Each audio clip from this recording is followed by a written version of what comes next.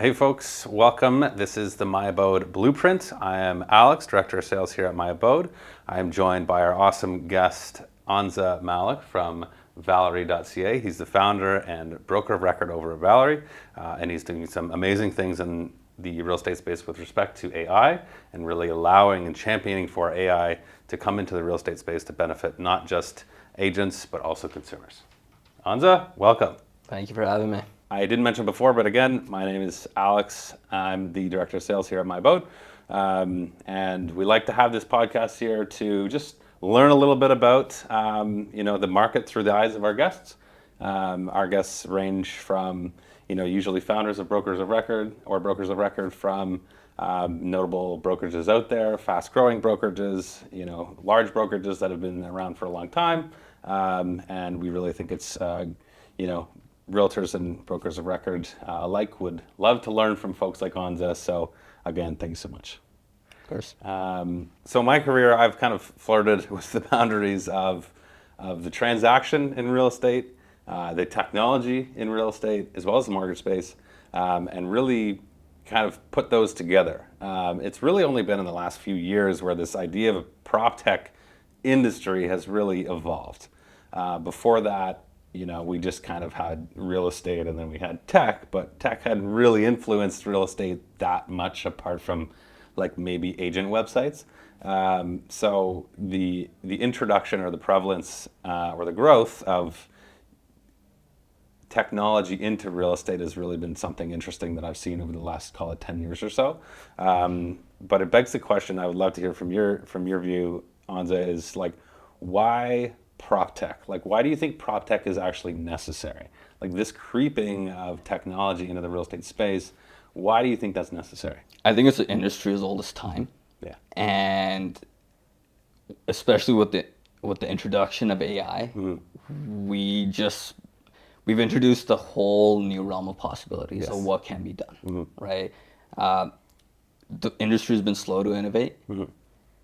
I think that's going to pick up. The pace of innovation in the PropTech space is going to pick up really, really quickly, because so much of what wasn't possible just 2 years ago is now possible. 100%. Right, and there's just an opportunity here, whether it's in residential, commercial, really any part of real estate is up for disruption. Yeah, and to dig in on that, as far as from your view, like, what do you think are the lowest hanging fruit for, and I think the audience probably has some ideas of what the lowest hanging fruit is, like what can be disrupted like today and then maybe tomorrow and then maybe in, say, for example, even 5 years from now? I think a lot of it can be disrupted, right? If you look at, let's kind of narrow in on the role of a real estate agent, right?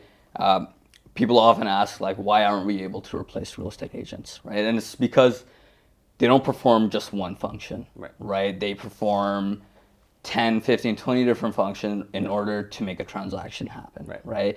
So if you really narrow in and try and break up what parts can be disrupted, that's how the space is going to evolve, right? And in terms of what can be disrupted right now, there's some low-hanging fruits that agents are already using, right?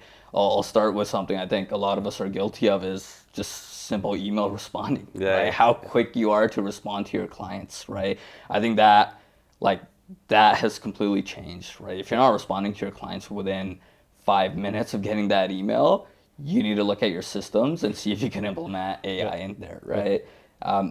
There's every part of real estate, every part of the transaction, prospecting, lead capture is up for disruption, right? It's just a matter of who's going to put in the time, effort, really figure out the workflows and logic of how to do that. Yeah, I love that. It's funny that you say that because literally, when you emailed me just before we were starting, there's the 3 canned responses on Gmail that you can click. So I just clicked it and sent it. I did the same thing. My AI talking to your AI. That's hilarious. Like that, I didn't type the email. I literally clicked 2 buttons.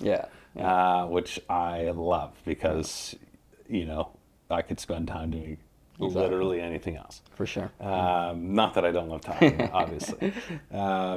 Got it. So it sounds like the lowest hanging fruit really comes down to, for you guys at this point, email, Prospecting. Yeah, huge. Because like at the end of the day, and I love where you're going with that too, because I mean, my background, even at Properly beforehand, when I was led strategic growth at Properly, I was, our mission at the time was to focus and limit the realtor's job to what they were good at.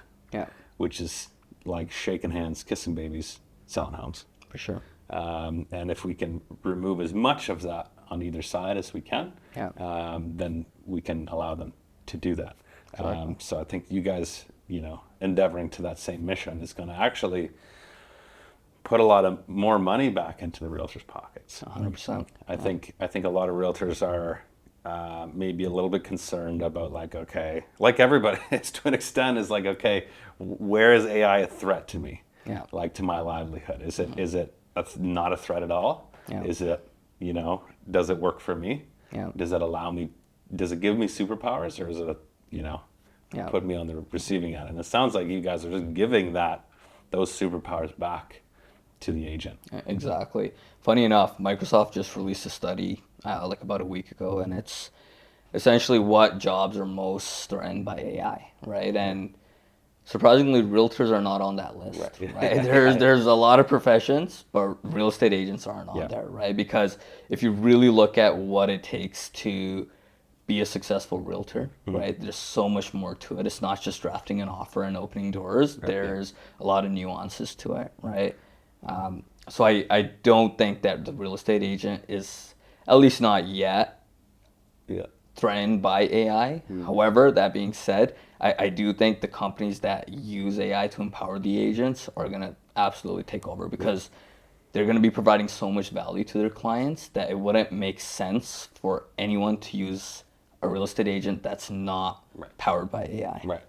Yeah, it's like, sending mail with carrier pigeon versus sending somebody a voice note, or better yet, an AI that writes your emails for you, essentially. Yeah, for sure. So there are a number of business models out there for brokerages. Now, obviously, typically, it's some variation of, the agent does a deal, and then a split goes to the brokerage for essentially allowing them to transact, right? And hopefully some other benefits as well. Now, there have been the emergence of a few different types of brokerage models out there that have become very popular.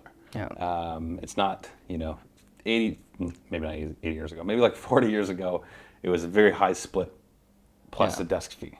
So you're talking like a 50-50 split plus a desk fee, and then you got front office, a physical office, back office, print materials, photocopier, blah, blah, blah, blah, blah. And then now it's become a little bit more modernized, where a lot of that, is, of course, subbed out, but also the model has changed.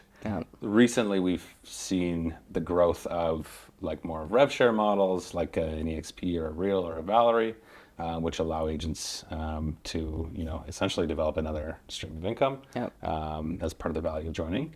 Now, maybe tell me a little bit about that and how it really works at Valery, and what the model is, why that's a good model, and why the agent should actually care about that too.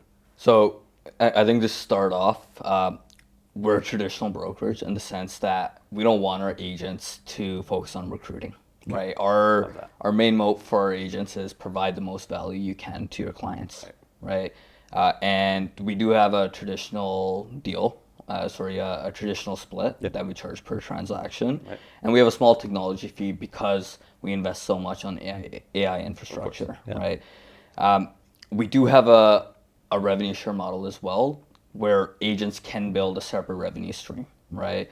And I'll be honest, for Valery, it's 30% of brokerage revenue that actually goes towards the revenue share pool, right? So we give a lot back to our agents, and if they help the brokerage grow, they're actually able to kind of reap the rewards for it as well, right?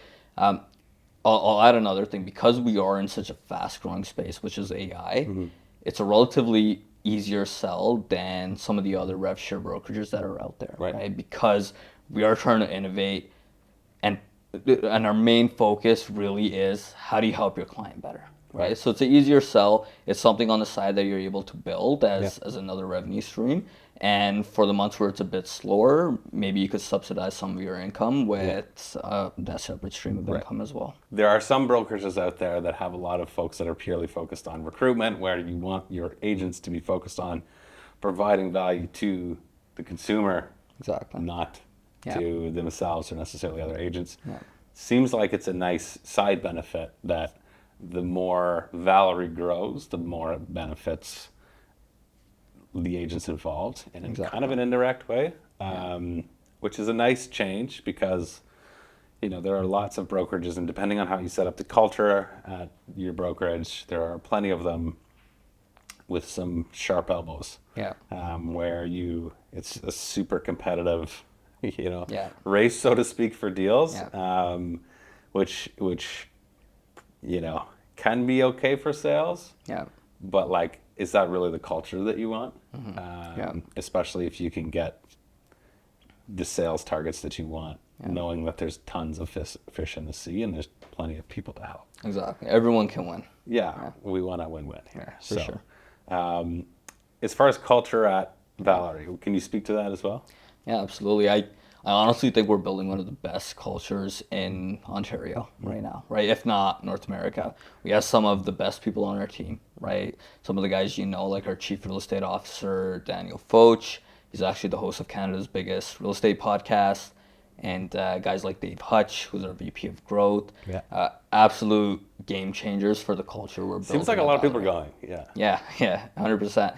And I think the culture that we're trying to build is one of collaboration, right? One where even new agents come in, they feel welcome. They know they have that support that they need. I was a new agent at one point. I went to a traditional brokerage, one of the big brands, and you genuinely feel lost, right? There's times where you're dealing with $1 million, $2 million transaction, and you feel like you don't have that support that you need, right? And when there's this much at stake, you don't really have a choice. You need to give these agents a place where they can feel comfortable asking questions, whether they're questions that they should already know. It's better to just make sure and check with your broker of record or anyone in the executive team to make sure you're doing the right thing on behalf of the clients and themselves as well, right? Everybody needs a coach at the end of the day, even Olympians. Olympians all have coaches. All the best in the world at what they do. Every single one of them has a coach. I think that just goes to show how valuable a support circle is. 100%. Whether they're like an active coach role or just somebody that you can tap in and say, hey, I haven't encountered this before. Like, talk to me about it. Like, how would you approach this? Have you seen it before? At the end of the day, there's lots, you know, as many deals as we can do, there's always stuff that comes up. I would even argue support is pretty much the job, right? If you're running a brokerage, your job is to support your agents, whether that's in person, through culture, making them feel welcome, or through technology, right? And there's ways where you can even support them, where traditionally it would be somewhat manual, where you have to call your broker record at 12 o'clock at midnight because you have an offer expiring. Whereas now you can even automate some of those tasks, right? Oh, tell me about that. So at Valery, what we do is we're essentially building a broker record bot, right? Where we've uploaded every single document from RICO, TRESA, TREB, and our agents can actually talk to it and just get some advice on whether or not they're doing the right thing, right? That being said, we tell our agents, always call me or call someone from the executive team just to make sure you're doing the right thing. But it's just an interesting use case, right? One like low-hanging fruit that we did is checking if the advertising you're putting out is compliant, right? As you know, RICO has certain mandates. You have to have a non-solicit on whatever flyer you're putting out there. So you could actually upload your brochure, flyer, whatever it is, and it will scan the image, make sure you're compliant, and give you the go-ahead, right? So just different interesting ways you can support your agents. I love that. Even when it comes to like the broker record bot that you just mentioned. Obviously the broker of record still legally has to like do, you know, they still have responsibilities that they will still do, which they still will. The puck stops with the broker of record. That's it. But there's a lot in between that can be synthesized and put into something a little bit more user-friendly for agents. 100%. At the end of the day, like the old saying in real estate, if you ever want a deal, just go on vacation. Yeah. I feel like the same could be said for people providing the support to the agents. Yeah. If you go the second you don't want to be getting those phone calls, Exactly. Yeah. is when you do. 100%. So that something like that could help out your leadership team Yeah. and you a lot, because you can get yourself a little bit more out of the weeds. Yeah. I think it's that, but it's also in real estate, you're dealing with so many different personalities, right? And oftentimes agents are hesitant, right? Yeah. It's just they're scared to ask a question for the fear of not sounding smart or Yeah, not sounding 100%. Yeah, experienced, a little right? bit And ego. I think that's like that first bottleneck that we want to remove, right? Yeah. Like, hey, if you're hesitant to ask us, just ask the bot, right? Right. And the Yeah. bot can then tell you like, hey, give me a call, like actually Yeah. talk to the person, right? Because Yeah. this is not a dumb question.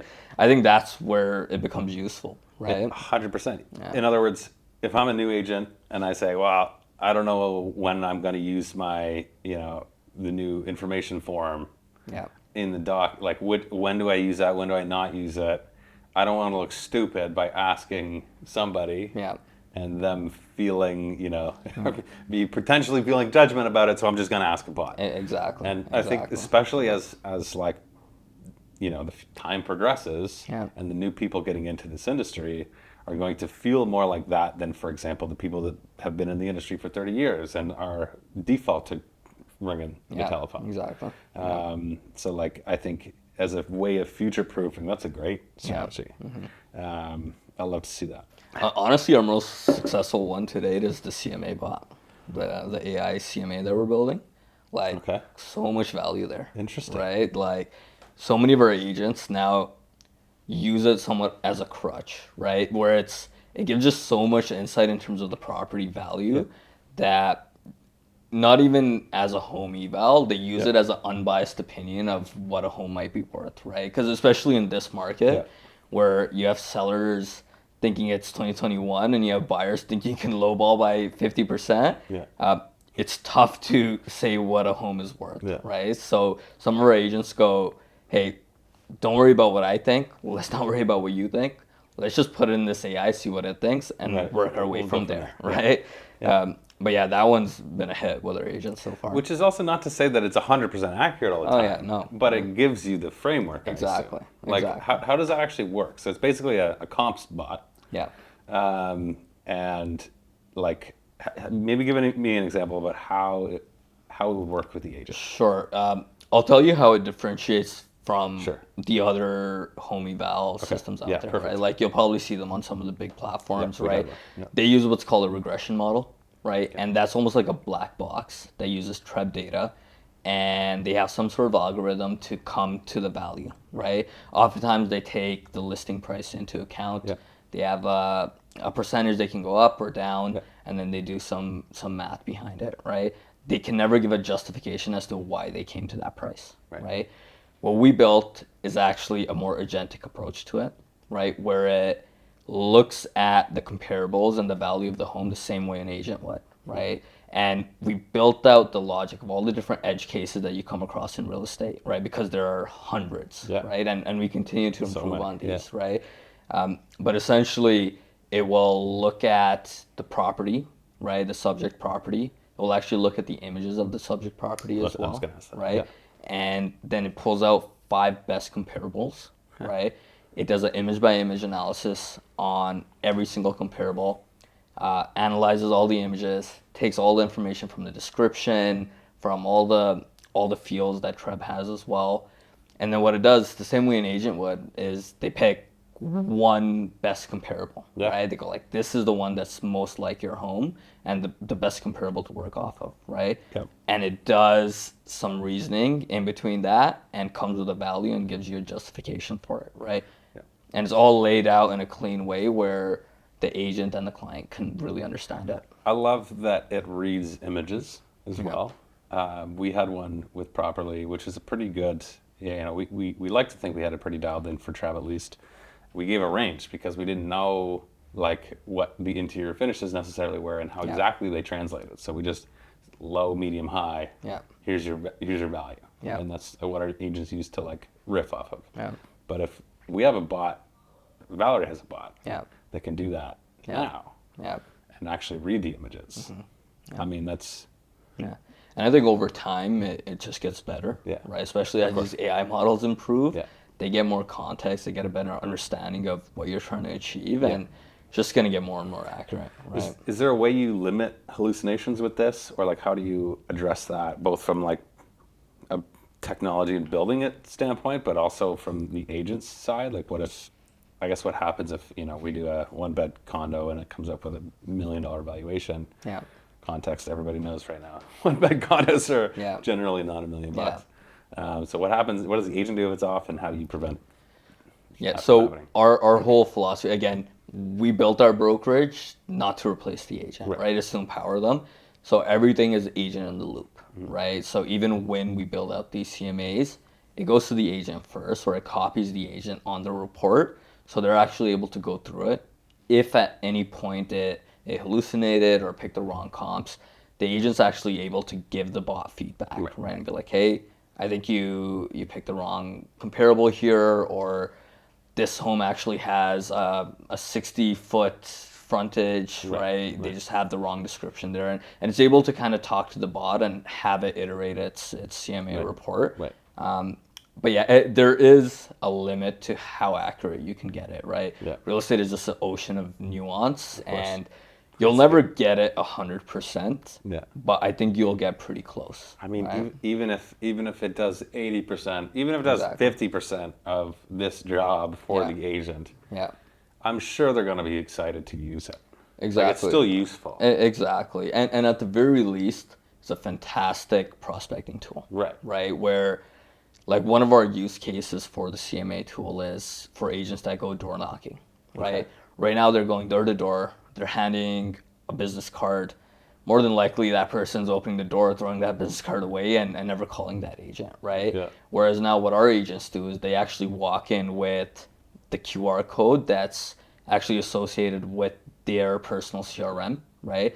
So they're walking in with value, right? And they go, hey, if at any point you want a home evaluation done or a CMA report, just scan this QR code. And now when they walk away, they'll do it. They'll do it, and you get their information, you get their email, name, number, and you get an inkling that they were interested, right? And you're able to nurture them over the long term. Right. Yeah. So they essentially go right into the CRM. Exactly. Once they scan that card, and they get something in return, I guess is the big thing. Yeah. So it's not necessarily just the agent saying, hey, I have more accurate information, or I can get my information faster than anybody, or more complete than anybody. It's like, hey, I have something of value for you, consumer. Exactly. Let's just talk about it. Here's the value. It's free. Yeah.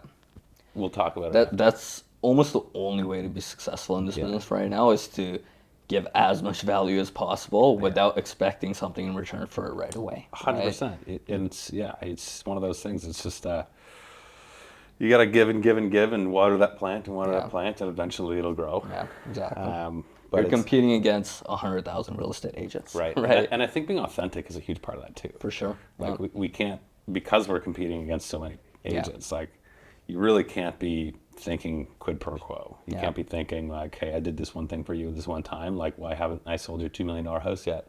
Right? It's just not really the way that works. You have to build value over time. And 100%. Like you would trust somebody or not trust somebody when you're, first meet them, it takes some years, right? It takes a long time to build that relationship. And at least if you're starting that off on the right foot, and you can show yourself as a trusted, not just, trusted, informed, agent that has the tools to do a better job than anybody else, then that's a great way to start that relationship. 100%. 100%. Love that. So you have a number of bots, you have a number of tools.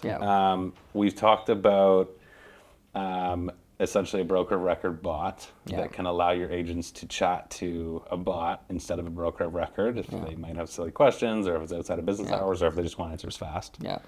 You have technology to help the agents prospect, which involves both, for example, giving value to the consumer when you're door knocking. But what other kind of algorithms or technology products do you have that either make the agents' jobs easier or more productive, either now or on the roadmap?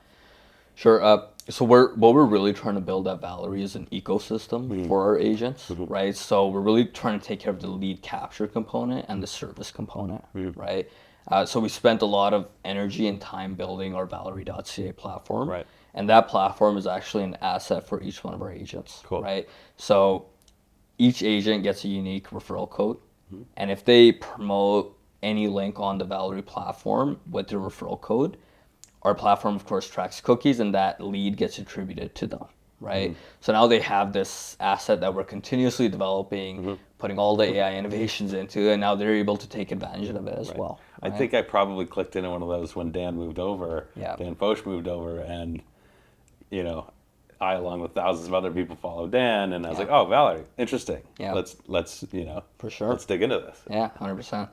100%. Besides that, we're working on a lot of tools, right? One of the markets we are trying to tackle is rentals, right? Agents have this misconception that they don't want to work rental leads, right? We have agents in our brokerage that are clearing over 30,000 in GCI a month, just off In of rentals. leasing, right? Wow. Just off of leasing.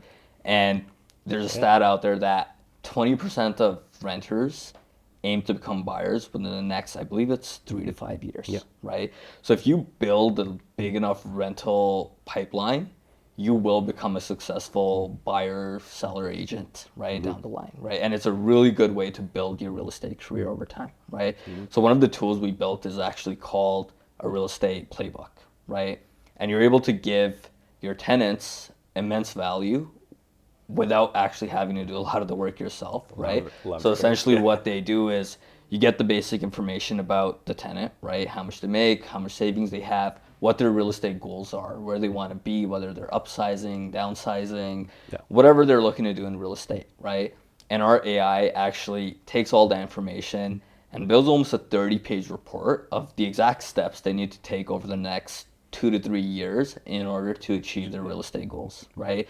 And it takes into account all the government programs that are out there, whatever clever methods there might be, but maybe suggest a different area that Financing, maybe. exactly, right? And we're able to give that value to them. And as a tenant, you're able to have something that you look back to over a long period of time, right? Now, this agent is giving you so much value that you continuously reference back to versus just placing them and being done with them, right? This is one of the ways we're working with tenants or honestly with anyone looking to get into the real estate market, however they want to do it, right? I think that's really important because there's a lot of folks in this industry that are really trying to figure out that piece. It's like, okay, if somebody buys or sells a home on average every 7 years, might be a little bit shorter than that now, but like, let's call it roughly every 7 years, there's a transaction happening.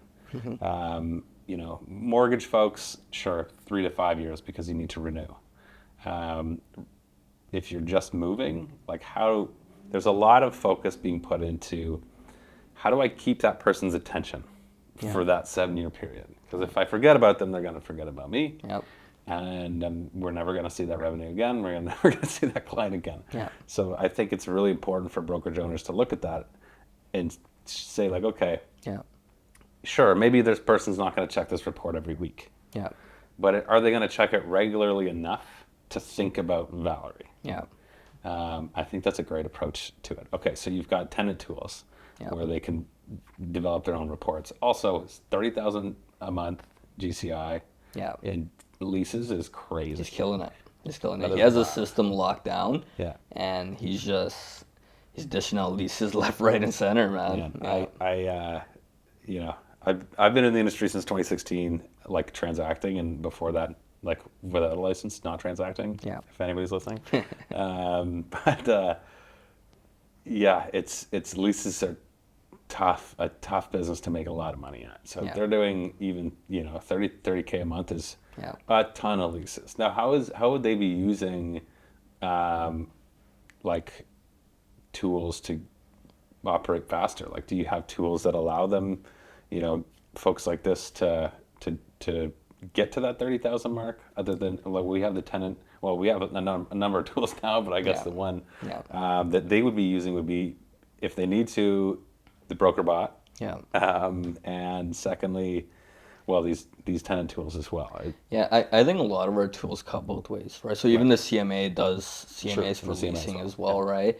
And a lot of the tools we're building are fantastic for prospecting and giving value even when it's not asked, right? But I think to be successful in this business, it really does come down to the fundamentals as well, right? Of how much you're willing to sit down and work, right? Whether that's dialing leads, going out for showings, building your CRM in a way where people don't forget about you, right? He is a unique case of someone that works really, really hard, right? Yeah. But I do think it's possible for anyone to do it as long as they put the same system in, right? And I think that's kind of the secret sauce of some brokerages, right? Where what systems do you have that you can kind of copy paste into other agents' system or business practices to make them successful as well. Okay, awesome. So we've talked about tools to help support agents. We've talked about tools that help agents put together CMAs. We've talked about tools to help retain tenants, essentially. Not retain them in the property, but retain them into your experience as a realtor. Yeah. Now, what are some things that you're building in the future? If you can tell us. Yeah. I know on our end, like the way we look at this and the way we help brokerages with growth is that we, of course, at myAbode offload a bunch of the back office so that they can grow. So that they can grow without necessarily worrying about staffing or fixed costs or stuff like that. So speaking of the future, what's next? What do you got for us? What are you cooking up there, Valerie? For sure, yeah. We're really building in two silos, right? One is the consumer-facing platform, right? And the other is the agent tools, right?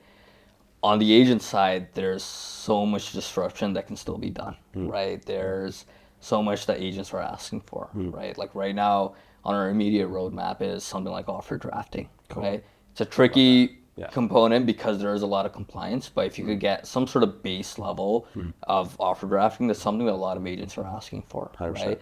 You could actually, interestingly enough, you could actually make offers slightly more context specific based on the property you're drafting them for, right? For example, if you're purchasing a property that was built in the 1800s, right? There's some clauses you might want on there, exactly, that for a new construction you might not need, right? And a new agent might not know that, so we're able to give that context, right? And a lot of other cool tools coming on the agent side, right? And on the consumer side, it's really about how do we take them further along in their real estate journey before they reach out to the agent, right? Because I think that's what Canadians really want, right? Traditionally, like real estate, the industry's been looked at as almost like a gatekeeper, right? But that's changing with a lot of these PropTechs coming out, right? So for our mission here is help them be more informed about where they want to go and give them a more personalized experience when they're browsing for real estate, right? Right now, that's lacking on a lot of the platforms that are out there, right? You get pretty much the same data feed from the boards, and that's what you have on there. Right now, I think the next kind of hurdle there and the next thing we're trying to unlock is how do we personalize this to the consumer that's actually on our platform and give them more insights that are specific to them and not just the best school in the area, for example. Right. Things that they will care about. Exactly. Based on their data. Yeah. Okay, awesome. Well, it's very exciting. I think we've got lots of, we'll be on the sidelines cheering for Valerie this whole time as we have been. Yeah. But I think you've got some really cool stuff coming down the pipeline. Okay, question number one in our rapid fire. This is an potentially hilarious question, but what is the number one tool that you can't live without in your own business? It's going to be a basic answer. I'm going to say ChatGPT. Okay, nice. I have become best friends with that thing. It's just so insightful, and now with its context memory being so much better, it just knows you, right? And even it's the voice AI it now has. It's just so good. It's so voice natural. AI is crazy. It's insane. It's insane. It's spooky sometimes, really. Just riffing ideas, really planning out what your like what your thoughts are and putting them in paper almost, and we're letting it do it for you is just a really great way to get some clarity. Yeah, I love that. When you're in the car or whatever, hands free, and you're talking to this Yeah. very, very human-like sounding Yeah. thing. Yeah.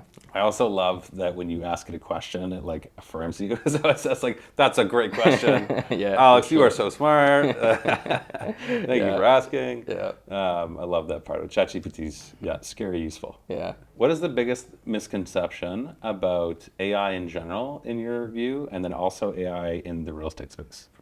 I think with AI, the biggest misconception right now is that it can do absolutely anything. Right. Right. There's a lot AI can do, but there's so much that AI is just terrible at. Right. Right. And it takes a lot of engineering, a lot of work, effort, and testing to really make AI perform how you would want it to on a predictable level. Yeah. Right? You want to be able to predict the outcome that you'll be getting. Right. So I think there's this misconception that, oh, it's already there, right? We're already at the point where AI is going to take all our jobs, right? I don't think that's the case, right? And in terms of real estate, there's no single solution, right? There's no single solution that's going to take over the industry, right? Again, the industry is just so nuanced, right? You really have to tackle this section by section, thinking of all the different ways that how people interact with real estate and work those problems one by one, in my opinion, at least. Yeah, 100%. I love that you focused on like how much work has to go in and never said it would be 100% because as you know, it's not, but I think the utility of AI is to be able to look at a problem and solve a good chunk of it, at least right now. In the future, maybe I'm sure it'll get better, and I'm sure it'll get better very quickly. Yeah. But at least right now, like, even if it doesn't solve for 100%, I think that's amazing. Yeah. For it not to. 100%. You know what I mean? Yeah. It also still leaves a lot of room for humans to come do the human stuff. Exactly. We're shaking hands. Yeah. We're kissing babies. We're showing the house. We're pointing out, maybe a crack in the foundation and getting our buyers out of something dicey. Yeah. Like, that's us doing that and not the AI. Yeah. So if you had one piece of advice for brokerage owners that are looking to scale, Yeah. your peers in the industry, or even folks looking to get into the industry, somebody has a brokerage with 20 agents or so, and they want to grow. Yeah. Do you have any friendly advice to provide them as well? I would say the industry has been pretty stagnant for a really long time, and for a really long time, what agents were choosing between is what logo do you want beside your name, 100%. right? And now to really set yourself apart, you have to provide real value and real deliverables, right? Agents aren't dumb, right? Am I good to say that? Agents aren't dumb, right? They